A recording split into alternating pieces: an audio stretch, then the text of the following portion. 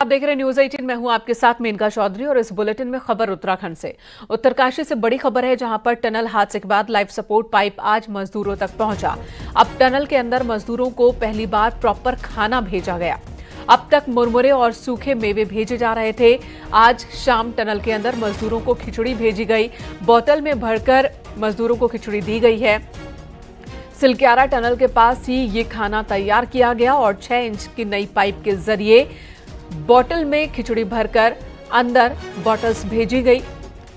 देर शाम ही मजदूरों तक पहुंची थी। उसी पाइपलाइन के जरिए मजदूरों को खिचड़ी भेजी गई। प्लास्टिक की बॉटल्स में खिचड़ी भरकर तैयार किया गया और फिर पाइप के जरिए अंदर भेजा गया। सबसे पहले न्यूज 18 ने आपको ये जानकारी दी और एक्सक्लूसिव वीडियो भी हम आपको दिखा रहे हैं, किस तरह से खिचड़ी पकाकर पैक कर बॉटल के सहारे इसी पाइपलाइन के जरिए मजदूरों तक खिचड़ी भेजी जा रही है। अंदर भेजा जाएगा। जितने भी हमारे जितने 2 भाई लोग हैं अंदर है, जो फंसे हुए हैं, उनके लिए इससे पहले गरम खाना नहीं गया था, तो आज पहली बार आज गरम खाना जा रहा है, तो उसको भेजने के लिए तैयारी कर रहे हैं। खाना में क्या क्या भेज रहे हैं आप लोग? अभी तो खिचड़ी की भेज रहे हैं और ये दाल फाल हो गया, जितना जो भी हो सके उसके पहले फ्रूट भेजा जाएगा। और मेडिकल टीम जाके शायद ये किया गया, हमको तो पता नहीं है, लेकिन मेडिकल डिपार्टमेंट में, लेकिन हमको जो रिकमेंड किया गया है वही हम भेज रहे हैं। उत्तरकाशी में पिछले 9 दिनों से रेस्क्यू ऑपरेशन चला रही एजेंसियों को आज बड़ी सफलता मिली। लाइफ सपोर्ट के लिए जो 6 इंच की पाइप अंदर टनल में डाली जा रही थी, वो पाइप आज आर पार हो चुकी है, यानी कि टनल के अंदर फंसे मजदूरों तक ये पाइप पहुंच गई। तकरीबन 57 मीटर मलबे के बाद ये पाइप मजदूरों तक पहुंची, यानी कि मजदूर टनल के अंदर 57 मीटर है। ये दूरी भी अब साफ साफ तय हो गई है। अब इस पाइप के मजदूरों तक पहुंचने से बहुत बड़ी राहत है, क्योंकि इसी के जरिए खाना पानी अब पहुंचाया जा रहा है और ज्यादा मात्रा में खाना भेजा जा सकेगा। टनल के अंदर ऑक्सीजन की भी कोई समस्या नहीं आएगी। हादसे के 9 दिन बाद ये खबर, एक अच्छी खबर आज मिली। तो वहीं एंडोस्कोपी कैमरा भी मंगाया गया है, ताकि टनल के अंदर मजदूरों की हालत कैमरे के जरिए देखी जा सके। 6 इंच की पाइप लाइन पहुंचने के बाद कैमरा पहुंचाना भी अब आसान होगा। सिलक्यारा टनल रेस्क्यू ऑपरेशन का 9वां दिन एक बड़ी उम्मीद, एक बड़ी खबर लेकर आया। रेस्क्यू एजेंसियां उस पाइप को ब्रेक थ्रू करने में सफल रही हैं, जिसके वो 2 बार पहले भी प्रयास कर चुकी थी, लेकिन उनको सफलता नहीं हासिल हुई थी। 6 इंच का 57 मीटर लंबा पाइप मलबे के आर पार हो चुका है, यानी कि दूसरी ओर जो श्रमिक फंसे हुए हैं उन तक ये पाइप पहुंच गया है। ये सिर्फ एक 6 इंच का पाइप नहीं, बल्कि ये हम कह सकते हैं कि लाइफ लाइन है उन इस पूरे महा ऑपरेशन की, उन 41 श्रमिकों की जो दूसरी ओर फंसे हुए हैं। इस पाइपलाइन के जरिए जहां अब पर्याप्त मात्रा में फूड मटेरियल उन लोगों तक भेजा जा सकेगा, वहीं कम्युनिकेशन में आसानी होगी। इसके साथ साथ कुछ छोटे कैमरे भी वहां इंसर्ट किए जा सकते हैं, इस पाइप के जरिए भेजे जा सकते हैं, जिससे इन श्रमिकों को हम लाइव देख पाएंगे। इसके साथ ही इस पाइप के इंसर्ट होने से एक अलाइनमेंट भी फिक्स हो गया है कि अगर इसी अलाइनमेंट पर हम 900 मीटर के जो पाइप डाल रहे थे उनको डालें, तो वो सीधे इस मलबे के आर पार हो सकते हैं। आज जैसे ही ये पाइप ब्रेक थ्रू हुआ, इस पूरे ऑपरेशन में लगे इंजीनियरों के, श्रमिकों के चेहरे खुशी से खिल उठे। पिछले 9 दिनों में ये पहला मौका था जब ऑपरेशन साइट पर जो चेहरे मौजूद हैं उनके चेहरों पर कोई मुस्कुराहट या खुशी की लहर देखी गई। इसके साथ ही जो तमाम एजेंसियां हैं, चाहे वो सतलुज जल विद्युत निगम हो, चाहे TSDC हो, चाहे RVNL हो, उन्होंने अपने काम में तेजी लाना शुरू कर दिया है और अगले 1 से 2 दिन में आपको इस महा ऑपरेशन में और भी तेज गति से काम होता हुआ नजर आएगा। कैमरा पर्सन संदीप नेगी के साथ सुनील नौप्रभात, न्यूज 18, सिलक्यारा, उत्तरकाशी। उत्तरकाशी के सिलक्यारा टनल में मजदूरों को निकालने के लिए आज भी ऑपरेशन जारी रहा। टनल पर हॉरिजॉन्टल और वर्टिकल दोनों तरफ से बोरिंग हो रही है। वर्टिकल बोरिंग के जरिए टनल के ऊपर पहाड़ी तक रोड पहुंचाई गई है और साथ ही बिजली सप्लाई भी पहुंच गई है। सिलक्यारा के दूसरी तरफ से भी सुरंग बनाने का काम शुरू कर दिया गया। THDC ने आज शाम पहला ब्लास्ट किया। तकरीबन 2 मीटर व्यास की 483 मीटर लंबी सुरंग बनाई जाएगी। यहां कुल मिलाकर 5 प्लान पर काम किए जा रहे हैं। 5 जगहों पर अलग अलग तरीकों से ड्रिलिंग की जा रही है और जल्द से जल्द मजदूरों को निकालने की कोशिश जारी है। तो उसके अंदर जो ये हम एक कोशिश कर रहे हैं, जैसे मान लीजिए एक एस्केप टनल की हम जब बात कर रहे हैं तो हम एक एस्केप का रास्ता बना रहे हैं। वहाँ पे जो भूकंप की गतिविधि हुई थी, जो आवाज हुआ था, उससे सारे लोग भयभीत हैं। इनफैक्ट आधे से ज्यादा मजदूर बाहर हैं, वो आना भी नहीं चाहते हैं। तो जो लिमिटेड मजदूर हैं उनकी सुरक्षा के लिए, उनके कॉन्फिडेंस लेवल के लिए हम एक वहाँ से कलवर्ट्स और ये लगा के साइड से एक पूरी टनल सी बना रहे हैं, ताकि अगर कुछ इवेंचुअलिटी हो तो वहाँ से इनको भी निकाला जा सकते हैं। अब 5 तरह के वो प्लान क्या हैं जिन पर काम चल रहा है, आगे बढ़ाया जा रहा है, ये भी हम आपको बता देते कि 5 प्लान्स हैं क्या। रेस्क्यू ऑपरेशन के रास्ते कौन कौन से हैं। पहला प्लान, ओएनजीसी बड़कोट साइट से 24 इंच की वर्टिकल ड्रिलिंग करेगा और इसके जरिए ओएनजीसी के ड्रिलिंग हेड ने ऑपरेशन साइट पर पहुंचकर सर्वे भी किया। ओएनजीसी मंगलवार को प्रशासन को अपनी रिपोर्ट सौंप देगा, जिसके बाद बीआरओ ड्रिलिंग पॉइंट तक रोड बनाने का काम शुरू कर देगा। दूसरा प्लान है, सिलक्यारा साइट पर आरबीएनएल 6 इंच की वर्टिकल ड्रिलिंग करेगा। बीआरओ यहां तक सड़क पहुंचा चुका है। इस पॉइंट पर इलेक्ट्रिक कनेक्शन भी पहुंचा दिया गया। आरबीएनएल 26 नवंबर तक यहां ड्रिलिंग कंप्लीट कर देगा। वहीं तीसरे प्लान की अगर बात की जाए, तीसरा प्लान है, सिलक्यारा साइट पर आरबीएनएल 170 मीटर हॉरिजॉन्टल टनल बनाएगा और इसके लिए मंगलवार शाम को 4 बजे नासिक से बाय एयर जौलीग्रांट एयरपोर्ट पर मशीनें पहुंच जाएंगी और 23 नवंबर तक ये मशीनें साइट पर इंस्टॉल कर दी जाएंगी। इस बीच मंगलवार को इसके लिए प्लेटफॉर्म भी तैयार कर दिया जाएगा। हॉरिजॉन्टल ड्रिलिंग के लिए पानी की आवश्यकता होती है और इसके लिए जल संस्थान ने काम करना शुरू कर दिया है। चौथी प्लानिंग क्या है ये भी बता देते हैं। यहां पर है कि बड़कोट साइड यानी कि दूसरी तरफ से टीएचडीसी टनल के एंड पॉइंट से बाकी बचे 483 मीटर में 2 मीटर व्यास की माइक्रो टनलिंग का काम शुरू करेगा, यानी कि दूसरी तरफ से भी टनल बनाने का काम शुरू कर दिया गया है।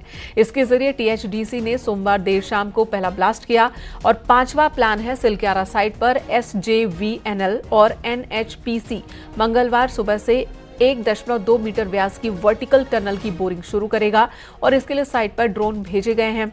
मंगलवार सुबह तक सेना के 20 स्किल्ड जवान भी स्पॉट पर तैनात कर दिए जाएंगे।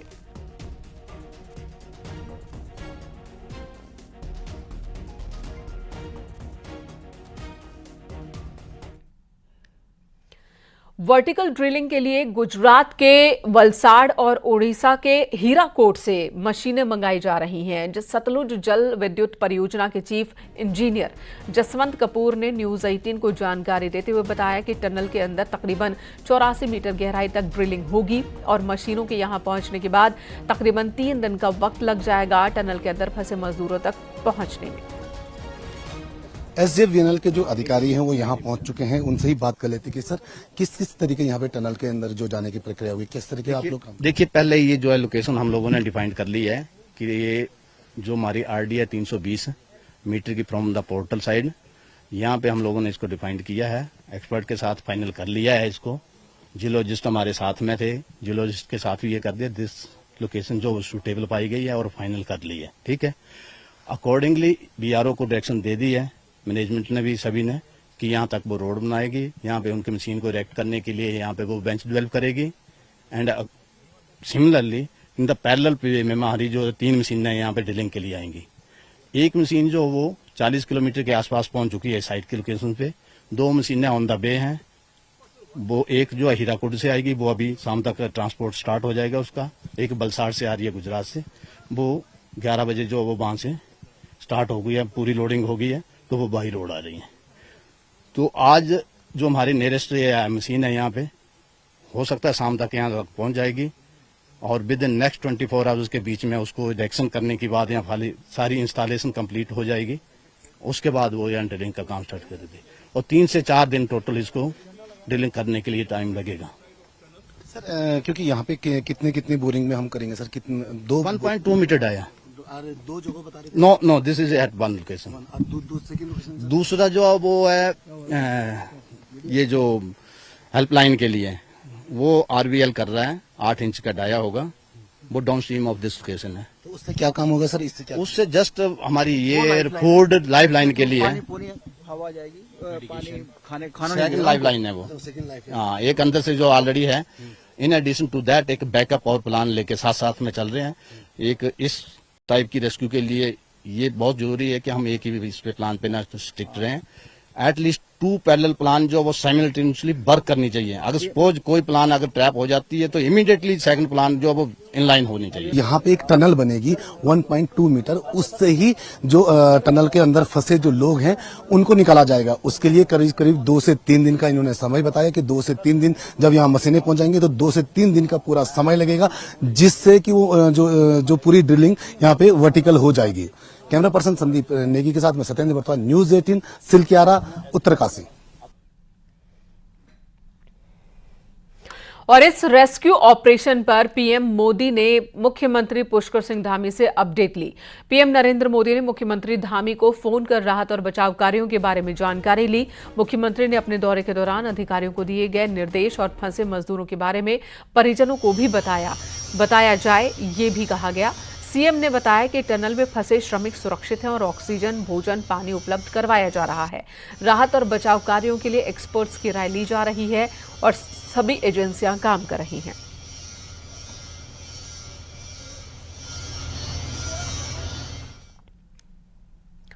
इधर बीजेपी ने अपने SC/ST सम्मेलन की नई तारीखें घोषित कर दी हैं। अब बीजेपी कुमाऊं और गढ़वाल में अलग अलग सम्मेलन करेगी। गढ़वाल में अनुसूचित जाति का सम्मेलन 30 नवंबर को देहरादून में होगा, तो कुमाऊं का सम्मेलन 2 दिसंबर को हल्द्वानी में होगा। वहीं अनुसूचित जाति के लिए गढ़वाल का बीजेपी सम्मेलन 1 दिसंबर को विकासनगर, वहीं कुमाऊं का नानकमत्ता में आयोजित होगा। बीजेपी प्रदेश प्रभारी, संगठन पदाधिकारियों के साथ ही केंद्रीय मंत्रियों से भी इसके लिए वक्त लिया जा रहा है। नवंबर को देहरादून में गढ़वाल संभाग का और 2 दिसंबर को कुमाऊं संभाग का हल्द्वानी में। इसमें हमारे केंद्र के अधिकारी हैं, पदाधिकारी हैं, केंद्रीय मंत्रियों की भी इसमें आने की संभावना है। इधर बीजेपी के पूर्व प्रदेश अध्यक्ष और डीडीहाट के विधायक बिशन सिंह चुफाल ने कांग्रेस विधायक मयूख मेहर पर निशाना साधा। चुफाल ने कहा कि कांग्रेसी विधायक मयूख मेहर 2012 से 17 तक के कार्यकाल में डीडीहाट में विकास कार्य करवाने का दावा कर रहे हैं। अगर उनकी सरकार में विपक्षी विधायकों के क्षेत्र में काम हुए तो आखिर ऐसी क्या वजह रही कि मयूख मेहर अपनी विधानसभा में हवाई सेवा संचालित नहीं करवा पाए। साथ ही चुफाल ने कहा कि पूर्व की कांग्रेसी सरकार ने उनके साथ बदले की भावना से काम किया था, जिस कारण उन्हें काफी दिक्कतों का सामना भी करना पड़ा था। आपने सारे काम जब डीडीहाट के किए, मुंशियारी, धारचूला का भी, आप बेदा का भी जिक्र कर रहे थे। अभूतपूर्व काम हुआ करता। अभूतपूर्व का तो होता है न भूत न भविष्य, लेकिन न भूत भविष्य काम कर रहे थे तो उसमें आपने याद क्यों नहीं आए? दीदी आपके नैनी सैनी हवाई पट्टी की सरकार आपकी थी, आप सब कुछ काम कर सकते थे। देहरादून से बड़ी खबर है। यहां गहनों के शोरूम में लूट के मामले में मुख्य आरोपी प्रिंस कुमार के भाई को पुलिस ने गिरफ्तार किया है। प्रिंस कुमार के ममेरे भाई सुड्डू को पुलिस ने गिरफ्तार किया। बिहार के रहने वाले सुड्डू कुमार से पुलिस ने एक तमंचा, 2 जिंदा कारतूस बरामद किए। देहरादून के सहसपुर में रामपुर पीठ सारना नदी के पास से उसे गिरफ्तार किया गया। आरोपी लूट के लिए देहरादून आया था। इससे पहले गहनों के शोरूम में तकरीबन 20 करोड़ की लूट हुई थी, जिसमें अब तक मुख्य आरोपी पकड़ से दूर ही है।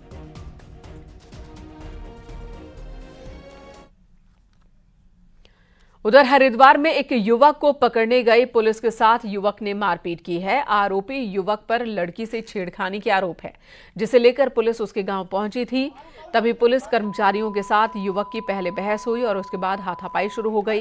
काफी देर तक हंगामा चलता रहा। आरोपी युवक न सिर्फ पुलिसकर्मी पर हाथ उठाता रहा, बल्कि काफी देर तक गालियां देता रहा। गालियों के साथ मारपीट का ये वीडियो वायरल हो रहा है।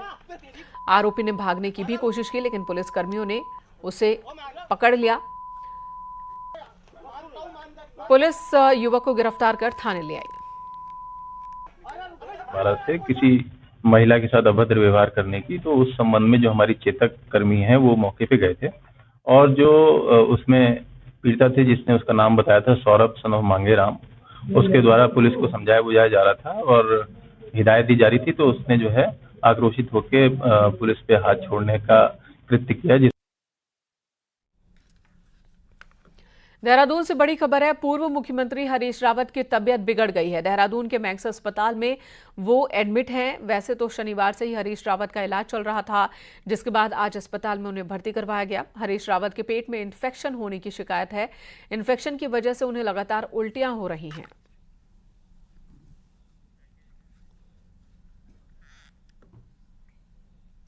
पिथौरागढ़ में सेना और स्थानीय लोगों के बीच अक्सर ही टकराव की स्थिति दिखती है। ये टकराव कभी रास्तों को लेकर गहरा जाता है तो कभी जमीन के मालिकाना हक को लेकर।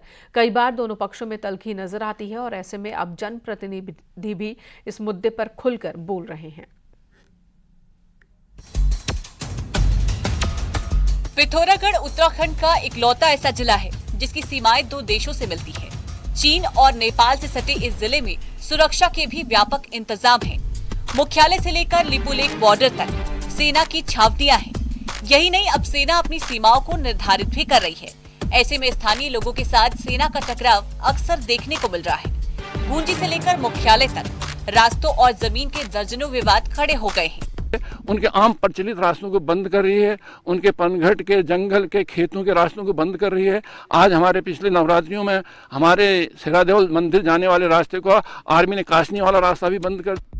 असल में सेना जिन रास्तों पर अपना हक जताती है उन पर ग्रामीण सदियों से आवाजाही करते रहे हैं। ज्यादा समय नहीं गुजरा है जब गूंजी के ग्रामीणों ने सेना के निर्माण कार्य का खुला विरोध किया था। यही नहीं, भड़कटिया के ग्रामीण भी रास्तों को बंद किए जाने पर सड़कों पर उतरे थे। सेना गोचर, पनघट और मंदिरों को जाने वाले कई रास्तों की घेराबंदी कर चुके हैं। ऐसे में ग्रामीणों की दिक्कत में लगातार इजाफा हो रहा है। सेना के साथ जमीन के विवादों को सुलझाने के लिए एक कोऑर्डिनेशन कमेटी भी है जिसकी कई मीटिंग्स हो चुकी, लेकिन बड़े विवादों के हल अब तक नहीं निकल पाए हैं। जहाँ भी रास्तों को लेकर डिस्प्यूट होता है सेना के द्वारा और जहाँ लोकल पब्लिक के मध्य में, तो उसके लिए हम लोग एक कोऑर्डिनेशन मीटिंग होती है। उसमें इस मुद्दों को सामने रखा जाता है और उसमें एक सामंजस्य बिठाने की कोशिश की जाती है। और तो जैसे कि अभी सिरादेवल में ये डिस्प्यूट सामने आ रहा है तो मैंने वहाँ पे बात की है उनके ऑफिसर्स में। चीन और नेपाल से घिरे बॉर्डर इलाकों में सुरक्षा तंत्र की मौजूदगी बेहद जरूरी है। यही नहीं, सामरिक जरूरतों को पूरा करने के लिए सेना को जमीन की जरूरत भी है। ऐसे में बेहतर यही होता कि सामरिक जरूरतों को पूरा करने के साथ ही ग्रामीणों की दिक्कत का भी हल निकल जाए ताकि दोनों पक्षों के बीच टकराव के बजाय बेहतर माहौल बने। न्यूज़ 18 के लिए पिथौरागढ़ से विजयवर्धन उप्रेती की रिपोर्ट।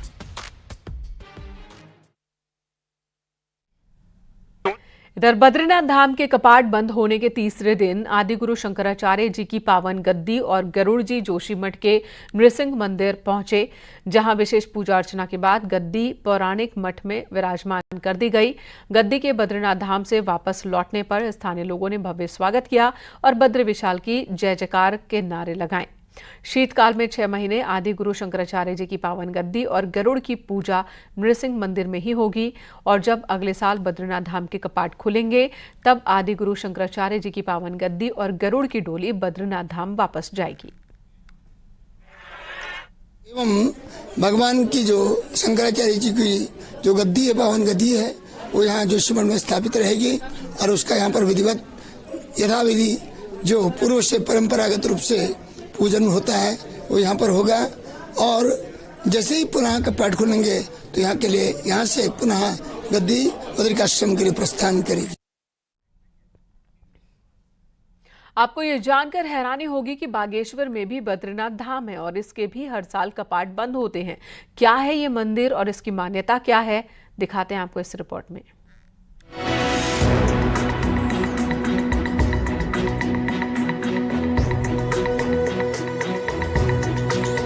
बागेश्वर के कांडा में भी बद्रीनाथ धाम का एक काफी पौराणिक मंदिर है। मंदिर में भगवान विष्णु की काफी पुरानी प्रतिमा है, काफी पुरानी मूर्तियां हैं। स्थानीय लोगों के मुताबिक मंदिर की सही देखरेख और रख रखाव के अभाव में यहाँ से कई ग्रेनाइट की मूर्तियां चोरी हो गयी, लेकिन अब भी यहाँ पर भगवान विष्णु की कई आकर्षक मूर्तियां मौजूद हैं। मंदिर में जो है बुनियाद बनने के लिए खुदाई शुरू करी, नया मंदिर बनाने के लिए, तो इसमें हमको पुरानी मूर्तियां मिली जो कई टूटी हुई थी, कई साबुत भी निकली और इसमें चक्र भी निकले और इसमें जो है पूरे पिलरों में लोहे के अंकुश भी लगे हुए थे। तो हमको ऐसा लगता है कि ये मंदिर हमारा काफी प्राचीन रहा होगा। बागेश्वर की इस बद्रीनाथ धाम की मूर्तियाँ अपनी पौराणिकता की गवाह है।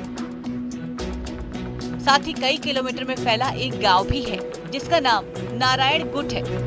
इस मंदिर में भी हर साल अखंड रामायण और विशाल भंडारे के बाद कपाट शीतकाल के लिए बंद कर दिए जाते हैं। कहा जाता है जो बुजुर्ग और बेसहारा लोग चमोली की बद्रीनाथ मंदिर का सफर तय नहीं कर सकते हैं, वो कांडा के इस बद्रीनाथ मंदिर में भगवान विष्णु के दर्शन करते हैं। ये स्थापना तब हुई जब बद्रीनाथ धाम की स्थापना हुई थी। उसके साथ साथ यहाँ पर बद्रीनाथ और केदारनाथ की भी स्थापना की गई और वही फल, जो फल बद्रीनाथ में जाके भक्तों को मिलता है, वही फल यहाँ पर भी प्राप्त होता है। पहले ज़माने में यहाँ जो है काफ़ी पूजा अर्चनाएँ यहाँ होती होंगी। बीच में जो है यहाँ ये मंदिर कुछ भूस्खलन के कारण, दब जाने के कारण लगभग इसकी मूर्ति सब बंद हो गई थी।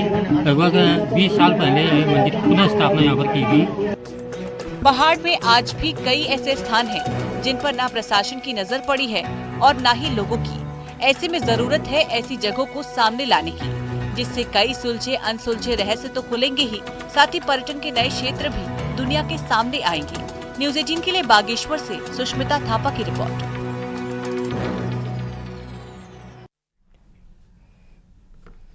यहाँ रुकेंगे एक ब्रेक के लिए, खबरें जारी हैं।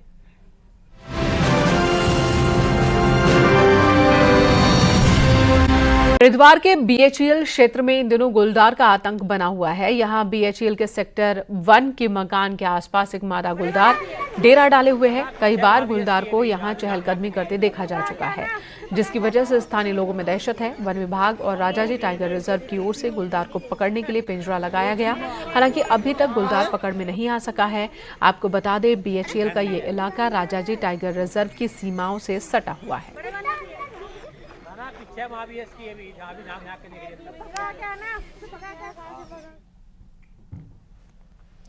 भारतीय टीम के पूर्व कप्तान महेंद्र सिंह धोनी पहाड़ से रांची लौट चुके हैं। पिछले 3 दिनों में नैनीताल घूमकर आज धोनी वापस लौटे।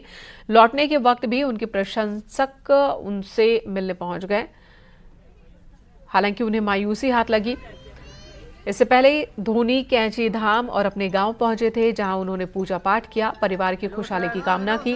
पहाड़ यात्रा के दौरान धोनी अपनी पत्नी साक्षी और अपने दोस्तों के साथ दिखे। इस दौरान उन्होंने पत्नी साक्षी का बर्थडे भी नैनीताल की वादियों में ही सेलिब्रेट किया।